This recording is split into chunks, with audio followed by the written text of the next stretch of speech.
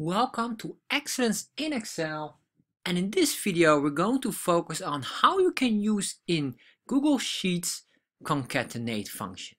So concatenate is maybe what you can call a very fancy word just for something really simple. So what does concatenate do, or what is that really?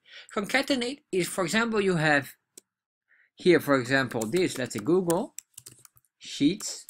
So this is basically two words and you want to merge those cell values together. Concatenate just does that. So basically you want to merge those words together into one, or something else, or you want to connect a sentence. And that's really concatenate. So it's a very fancy word for something so simple. So let's start and use concatenate. As you can see here, if I type in equal con, you can see here now already gets a suggestion. Well, that is it, concatenate. And what do we want to do? Well, very simple. We want to combine this. So we just select the value we want to, the first cell we want to connect, comma, and then the next one. Then you will see here something, and then we're going to fine tune it later on. So once we did that, enter. So now you can see we have Google Sheets.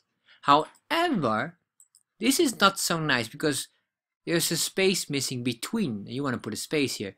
There are very simple options. You can do it like this, which is not what I recommend. Google space Sheets. Yes. What is a better solution is the following. So we just do again concatenate.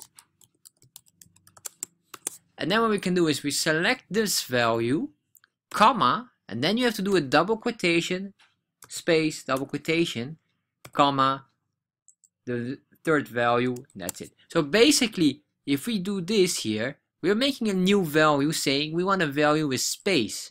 And you need to put in a double quotation here, so it's clear that this is a value of a blank space.